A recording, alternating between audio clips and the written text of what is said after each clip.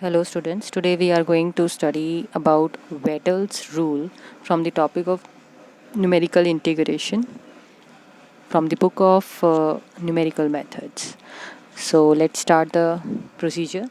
Suppose that the function f is tabulated at n plus 1 equidistant point. जैसे हमारे पास कोई function f है वो equal distant points n plus 1 equal distant points पे x0 x1 xn with spacing h and the corresponding values of the function f are y0 y1 yn respectively. जो इससे पहले हम करते आए हैं ट्रापेजॉइडल रूल, सिम्पसन 1/3 और सिम्पसन 3/4 रूल में वही चीज़ें हैं, बेसिक तो वही रहेगा। उसके बाद फंक्शन f पे हमने देख लिया हमारे कॉरस्पॉन्डिंग वैल्यूज़ आ रही हैं। ये suppose that it is required to compute the value of the definite integrals, जैसे हमें ये इसकी इंटीग्रल की वैल्यू फाइंड आउट करनी है तो again we apply the additive property. इससे पहले हमने जो 2 के मल्टीपल 3 के मल्टीपल्स पे हमने सब इंटरवल्स लिए थे, अब हम 6 के मल्टीपल्स ले रहे हैं। जैसे x0 से xn f of x dx अगर हम इसको लिखते हैं तो हम इसको एडिटिव प्रॉपर्टी लगा लेते हैं इंटीग्रल की विद द 6 सब इंटरवल्स x0 से x6 तक f x dx, x6 से x12 तक f x dx, xn minus 1 xn तक f x dx कर लिया। Now it is clear from the equation 2 that in this rule the number of subintervals in which the whole range x0 से लेके xn तक is divided should be multiple of 6 because each integral on RHS of equation 2 covers 6 subintervals, 6 intervals पर है। Now the consider the integral xj से xj plus 6 f x dx। जैसे हमने कोई journal form में ले रहे हैं तो हमें हर एक का निकालना है तो हम एक जर्नल सा रिजल्ट निकालेंगे। तो जैसे इससे पहले हमने किया है तो यहाँ पर हमारे पास for the subinterval X J से एक्स जे प्लस 6 तक we approximate F of X by interpolating polynomial passing through the point X J X J plus 1 Y J plus 1 then X J plus 2 Y J plus 2 and so on up to X J plus 6 Y J plus 6 तक। ये हमारे points रहेंगे। तो हमारे पास आ गया। Now we proceed in the similar manner जो हमने पहले किया है। तो हमारे पास जब इंटीग्रल हमने किया उसको इंटीग्रेट किया then we get this value. ये आप नॉर्मली कर सकते हैं आराम से, इंटीग्रेशन करी वैल्यूज़ और उसके बाद हमने फर्स्ट डिफरेंशियल जो हमारे पास न्यूटन फॉरवर्ड डिफरेंस था उससे first difference, second difference, third difference वो सारे ऑपरेट करवा दिए और उसके बाद हमारे पास ये वैल्यू आ गई है आफ्टर इंटीग्रेशन। तो हेंस वी हैव x0 से xn तक हम अब एक एक में अगर सब्स्टिट्यूट करते हैं, जैसे x0 से लेके x6 तक अगर हम लेते हैं तो हमारे पास 0 1 2 3 4 5 6 तक आ रहा है। तो यहाँ पे y0 प्लस y5 जो 0 लग दिया यहाँ पे और अप टू यहाँ पर आपके पास आ गया वैल्यू। तो लास्ट हमारे पास 6 आएगा। तो हमारे पास ये इस तरीके से वैल्यूज़ बन जाएंगी हर एक 6 इंटीग्रल्स की। और जितने भी इंटीग्रल्स हैं जो 6 इंटरवल्स के साथ हैं उन सब की वैल्यूज़ आ गई। इन जनरल फॉर्म में भी हमने लिख दिया और फिर इसके बाद हमारा फाइनल फार्मूला बना इस तरीके से y0 y5 y1 y2 and so on जो आपके पास nth तक आ रही है वैल्यू। अब इसको कैसे अप्लाई करना है, जस्ट जैसे इससे पहले हमने न्यूटन सिम्पसन्स किए 1/3 रूल, 3/8 रूल, ट्रापेजॉइडल रूल, वैसे ही वेडल्स फार्मूला में भी हम इसको अप्लाई करेंगे। बस यहाँ पे जो हमारे पास 6 इंटरवल्स रहेंगे, 6 डिफरेंस सब इंटरवल्स रहेंगे। तो अब देखिए कैसे रहेंगे।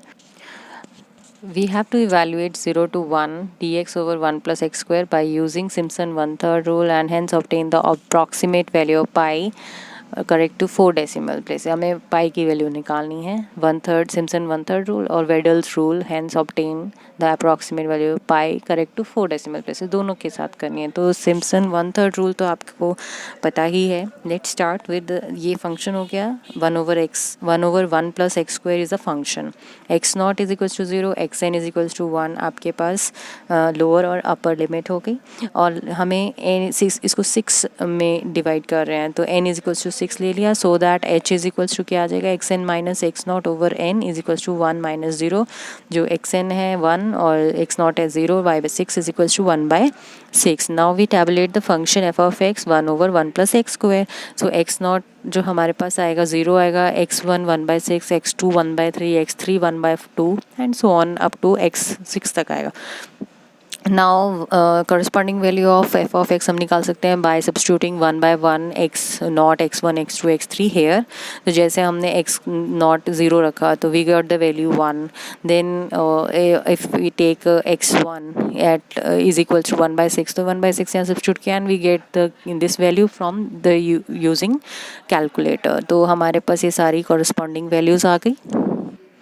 तो by Simpson one third rule हम फॉर्मूला में सब्स्टिट्यूट कर देंगे 0 to 1 d x by 1 plus x square h by 3. ये फॉर्मूला है. Just substitute the value of y not y one y three y five y two y four plus y six तक, और ये just आपने substitute करी value and we get the value this.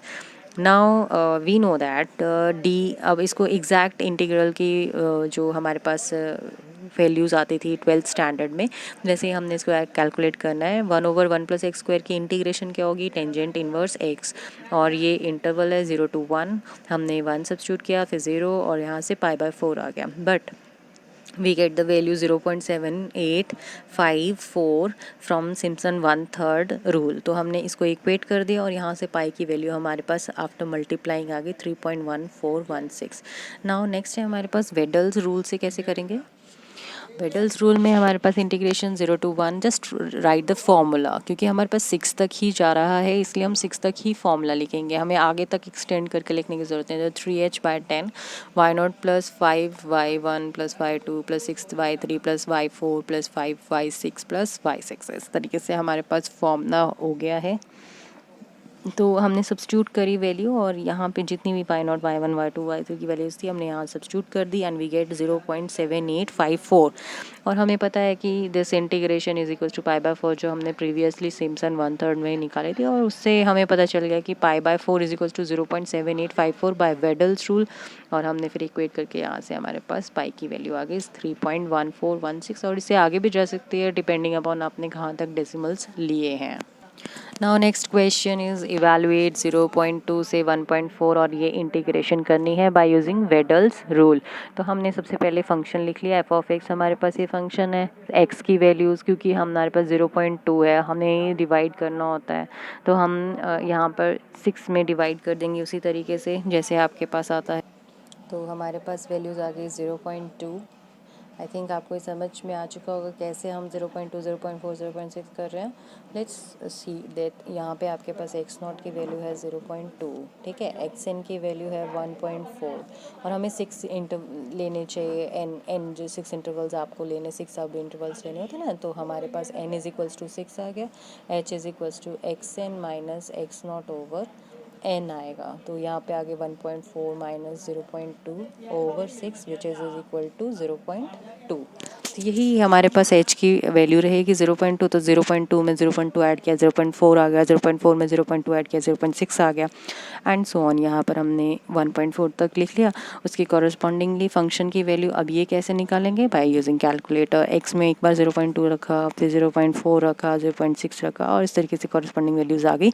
Now using the by Weddle's rule हमारे पास क्या होता है 0.2 1.4 ये लेफ्ट में हमने इंटीग्रल लिख दिया which is equal to 3h/10 और वाई नॉट प्लस ये पूरा फॉर्मूला लिख दिया y6 तक बिकॉज हमारे पास y6 तक ही है. इससे आगे होता तो हम उसके अकॉर्डिंग करते. तो हमारे पास 3 × 0.2 just substitute the values and we get the answer equal to 4.0514. बस इसको आपको कैलकुलेट करना है बाय यूजिंग कैलकुलेटर. बहुत ईजी है. आप जितना प्रैक्टिस करेंगे आपको उतना फ़ायदा होगा. नेक्स्ट हम शुरू करेंगे numerical solution of ordinary differential equation. तो थोड़ा सा उसको पहले से थोड़ा सा स्टडी कर लीजिए कि ऑर्डिनरी डिफरेंशियल इक्वेशंस होती क्या हैं और इसके सॉल्यूशंस कैसे आप निकालते थे बाय एनालिटिकल मेथड. और ये आपने 12th स्टैंडर्ड में करा हुआ है तो क्वेश्चंस करते रहिए.